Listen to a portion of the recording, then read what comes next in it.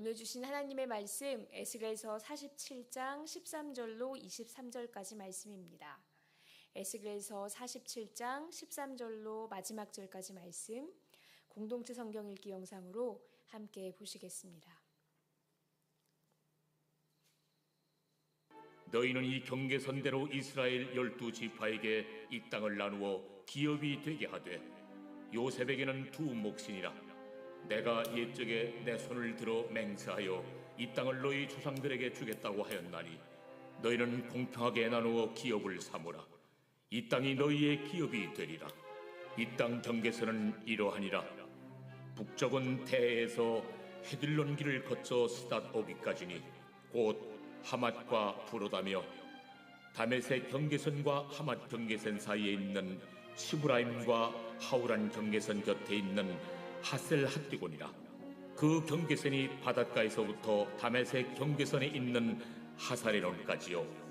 그 경계선이 또 북쪽 끝에 있는 하맛 경계선에 이르렀나니 이는 그 북쪽이요. 동쪽은 하우란과 다메섹과 및 길르앗과 이스라엘 땅 사이에 있는 요단강이니 북쪽 경계선에서부터 동쪽 바다까지 측량하라. 이는 그 동쪽이요. 남쪽은 다말에서부터 무리봇 가데스 물에 이르고 애굽 시내를 따라 대에 이르라니 이는 그 남쪽이요. 서쪽은 대해라. 남쪽 경계선에서부터 맞은쪽 하맛 오기까지 이르나니 이는 그 서쪽이니라. 그런즉 너희가 이스라엘 모든 지파대로 이 땅을 나누어 차지하라. 너희는 이 땅을 나누되 제비 뽑아 너희와 너희 가운데 머물러 사는 타국인 곧 너희 가운데서 자녀를 낳은 자의 기업이 되게 할지니 너희는 그 타국인을 본토에서 난 이스라엘 족속같이 여기고 그들도 이스라엘 지파 중에서 너희와 함께 기업을 얻게 하되 타국인이 머물러 사는 그 지파에서 그 기업을 줄지니라. 주 여호와의 말씀이니라. 아멘. 어제 읽으신 에스겔서 47장 전반부 말씀은 성전에서 흘러나온 물이 죽은 바다를 살려서 그 안에 있던 많은 물고기들이 살아나게 되고 또 피폐해진 땅이 기름진 땅으로 바뀌어서 많은 열매가 열리게 된다는 소망의 말씀이었습니다. 이제 오늘 읽으신 후반부 말씀에서는 성전에서 흘러나온 생명수가 적시는 삶의 터전에 대해서 말씀합니다. 즉 새로운 삶의 터전, 이스라엘 12지파가 거주하게 될 회복의 땅에서 그 땅이 어디서부터 어디까지인지 동서남북 경계를 알려주시고 그 땅을 어떻게 나누어 가지면 될지 일러주십니다.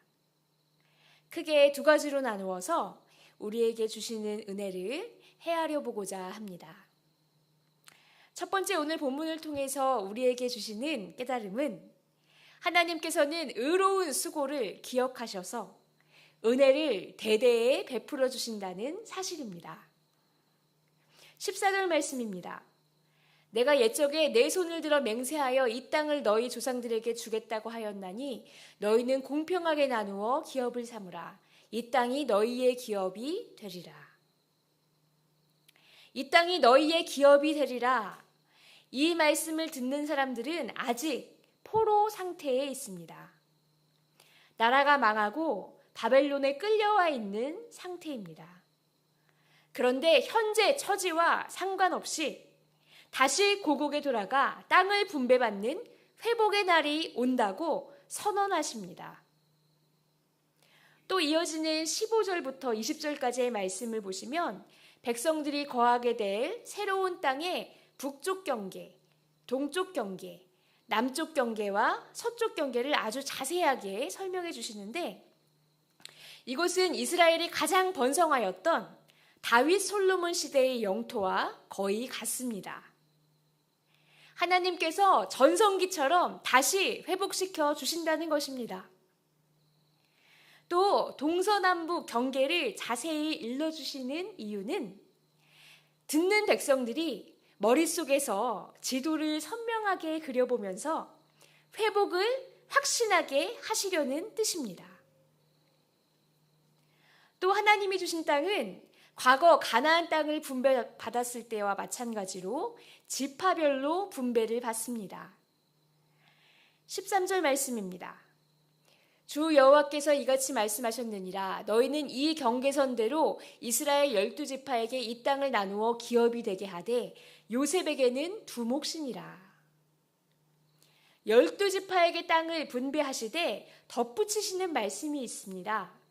바로 요셉에게는 두 몫이니라 라는 말씀입니다. 보통 이스라엘 12지파라 하면 야곱의 12 아들들로부터 난 후손들을 말합니다. 그런데 가나안 땅을 분배받은 12지파는 엄밀히 말하면 야곱의 아들 지파 12개가 아니라 아들 지파 10개에 손자 지파 2개를 말합니다. 레위 지파는 하나님의 일을 섬기는 데 성별되었기 때문에 기업 분배에서 빠졌고, 요셉의 두 아들 므낫세와 에브라임이 각각 독립된 지파로 인정을 받아서 총 12지파입니다. 요셉은 다른 형제들에 비해 한 분깃을 더 받은 셈입니다. 이유가 있죠. 바로 언약 백성을 위해 수고한 요셉의 공로를 하나님께서 인정하셨기 때문입니다.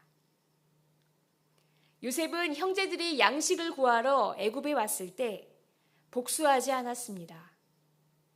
형제들이 자기를 팔아넘긴 행위는 사실은 만민을 구원하기 위한 하나님의 섭리였었다고 형제들을 기꺼이 용서하면서 더 나아가 가족 전체를 애굽으로 초청하여서 기근으로부터 구원하게 하였습니다. 하나님의 백성들이 기근으로 죽지 않고 애굽에서 더욱 번성할 수 있도록 요셉이 용서하며 도와주었기 때문에 하나님께서는 요셉 지파를 장자 지파로 인정하시며 두 몫의 분깃을 주신 것입니다. 그런데 그때로부터 1000년이 더 지난 오늘 본문에서 하나님께서 다시금 말씀하십니다. 요셉에게는 두 몫이니라. 뒤에 가서 다시 보시겠지만 땅을 분배하는 기준이 가나안 정복 후에 분배했을 때와 비교해서 달라지는 부분도 있습니다. 그런데 그때와 변하지 않는 부분, 동일하게 적용되는 부분이 있으니 바로 요셉에게는 두 몫이니라. 요셉의 후손 므낫세와 에브라임 지파에게는 이번에도 각각 하나씩 주라는 것입니다. 요셉이 헌신한 것은 1000년도 더 된 아주 옛날 일입니다. 그런데 하나님께서는 1000년 후에도 여전히 기억하여 베풀어 주십니다. 아무리 오랜 시간이 흘러도 하나님의 뜻을 위하여 인내하며 수고한 것을 잊지 않으셔서 그 수고에 대한 복을 베풀어 주시는 것입니다. 이러한 원칙은 신구약을 관통하는 축복의 원칙입니다. 예수님께서도 마태복음 10장 42절에서 말씀하셨습니다.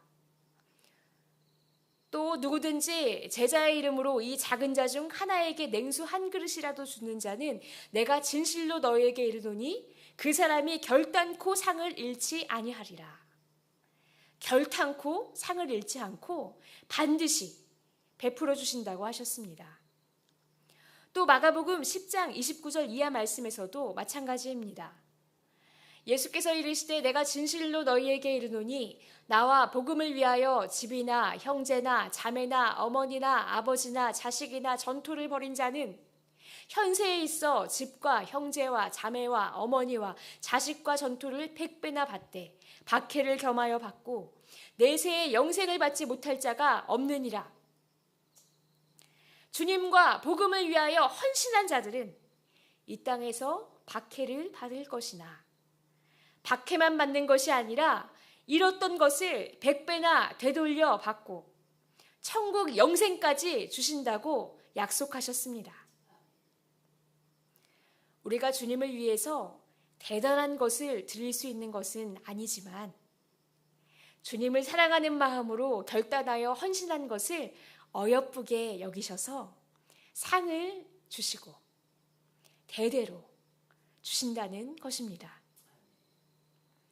1000년도 더 된 요셉의 수고를 기억하사 두 몫을 지금도 주신 것처럼 아무리 오랜 시간이 지나도 잊지 않으시고 은혜를 베풀어 주실 동일하신 하나님을 믿습니다. 이 사실을 감사함으로 받으시고 하나님께서 기억하여 복 주실 요셉 지파로 살아가시기를 주님의 이름으로 축원합니다. 두 번째, 오늘 말씀을 통해서 우리에게 주시는 도전은 하나님께서 받아들이신 사람은 우리도 받아들여야 한다는 것입니다. 그에게 부족한 부분이 많이 보일지라도, 그리고 그를 받아들임으로써 내가 받을 몫이 줄어들지라도 하나님께서 품으라 하시면 품어야 합니다. 과거 이스라엘 지파들이 가나안 땅을 나눠 가진 것처럼 새롭게 회복하여 주실 땅도 나누어 가지라고 오늘 본문에서 말씀하셨죠. 그런데 나누어 가지는 분배의 원칙이 세 가지 있습니다. 첫 번째는 21절 말씀대로 이스라엘 모든 지파들이 나누되, 두 번째는 제비를 뽑아 나누는 것입니다. 이것은 과거에 여호수아의 인솔하에 가나안 땅을 분배했던 것과 동일한 원칙입니다. 그런데 그때와 달라진 세 번째 원칙이 있습니다. 바로 22절 말씀에 나와 있는데요. 조금 길지만 제가 읽을 때 같이 읽어주시면 감사하겠습니다. 너희는 이 땅을 나누되 제비 뽑아 너희와 너희 가운데에 머물러 사는 타국인 곧 너희 가운데에서 자녀를 낳은 자의 기업이 되게 할지니 너희는 그 타국인을 본토에서 난 이스라엘 족속같이 여기고 그들도 이스라엘 지파 중에서 너희와 함께 기업을 얻게 하되. 아멘. 세 번째 새롭게 추가된 원칙을 찾으셨습니까? 무엇일까요? 바로 너희 가운데 자녀를 낳은 타국인을 이스라엘 족속같이 여기고 기업을 얻게 하되. 바로 타국인, 이방인들에게도 땅을 분배해 주라는 것입니다. 물론 이방인이라고 다 주는 것은 아닙니다. 잠깐 여행 온 이방인들에게도 땅을 주라 이런 것은 아니고요. 너희 가운데 자녀를 낳은 이방인, 바로 이방인이지만 이스라엘에 정착하여 애를 낳으며 사는 외국인이 있다면 그들도 본토에서 난 정통 이스라엘처럼 생각하고 똑같이 땅을 분배해 주라고 하셨습니다. 농경사회에서 농사 지을 땅이 없으면 경제적으로 너무 어려워지기 때문입니다. 그런데 이들은 사실 소속된 지파가 없어서 어떤 땅을 주냐? 땅은 지파별로 분배해 주는데 이 사람들한테 어떤 땅을 주냐? 애매할 수 있습니다. 그래서 하나님께서 23절 말씀도 덧붙여 주십니다. 타국인이 머물러 사는 그 지파에서 그 기업을 줄지니라. 바로 이방인들이 함께 지내고 있는 그 지파에서 자기 몫을 덜어 나누어 주라는 것입니다. 이 명령이 정통 이스라엘 백성들에게는 이해가 안 되고 불편한 명령일 수 있습니다. 왜 어렵게 되찾은 땅을 우리가 저들과 나눠 가져야 하는가? 아무런 공로가 없는 저들에게 왜 이 기업을 나누어 주어야 하는가? 예전에는 그런 말씀 안 하셨는데 왜 갑자기 이런 말씀을 하실까? 저들 때문에 내가 받을 몫이 줄어들지 않겠는가? 따르지 않아도 되는 이유를 찾으면서 모르쇠 하고 싶을 것 같습니다. 그러나 이것은 유대인뿐만이 아니라 모든 민족을 구원하시려는 신약의 시대, 교회의 시대, 복음의 시대를 열기 위한 하나님의 위대한 명령이었습니다. 이해되지 않아도 명령에 순종할 때 구원의 문이 더욱더 열려서 마침내 이루게 되는 것입니다. 오늘 말씀을 따라 가만히 생각하며 대답해 보길 원하는 질문들이 있습니다. 제가 질문을 드릴 때 잘 들으시고 속으로 대답해 보시면 좋겠습니다. 나에게 주시는 하나님의 말씀 중에 불편한 명령이 있는가? 한 공동체로 품으라 하셨는데, 한 이스라엘로 대하라 하셨는데 품기 싫은 사람이 있는가? 나눠주라 하셨지만 그러기 싫은 사람이 있는가? 이방인도 불쌍히 여기셔서 땅을 나누어 주시는 하나님이시기 때문에 이방인들이 땅만 받는 것이 아니라 구원도 받게 되었고, 그 혜택을 이제는 우리도 받아서 우리도 구원받고 천국 가게 되었습니다. 혈통적인 이스라엘이 아닐지라도 하나님의 언약 백성으로 쳐주시고 받아들여 주신 그 자비 덕분에 우리가 구원을 얻고 영생을 얻었으니 우리도 하나님의 명령을 따라 이방인 같은 사람들을 품고 땅을 나누어 주는 것이 마땅할 것입니다. 오늘 하루 나에게 타국인과 같은 그 사람을 용납하고 하나님의 뜻을 따라 나누어 줄 수 있는 우리가 되었으면 좋겠습니다. 이러한 실천과 적용을 통해서 구원의 문이 조금 더 많이 열리게 될 줄 믿고, 그럴 때 하나님의 뜻이 우리의 삶과 우리의 교회 가운데 온전히 이루어질 줄을 믿습니다. 다 같이 기도하시겠습니다. 우리의 영원한 기업이 되시는 하나님, 감사합니다. 우리가 하나님을 위하여 대단히 크고 유익한 일들을 할 수 있는 것이 아니지만, 주님 앞에 우리는 늘 무익한 종이지만 주님을 위해서 수고하고 헌신하고 사랑한 모습들을 기억하셔서 요셉에게 베풀어 주셨듯이 우리에게도 하나님의 은혜와 사랑과 복을 베풀어 주실 것을 믿습니다. 이것을 믿고 감사하면서 오늘도 요셉처럼, 요셉 지파처럼 살아갈 수 있도록 도와주시옵소서. 주님 기뻐하시는 모습으로 살기를 원합니다. 주님, 우리도 아무 공로 없이 하나님의 약속의 땅과 회복의 약속을 받았습니다.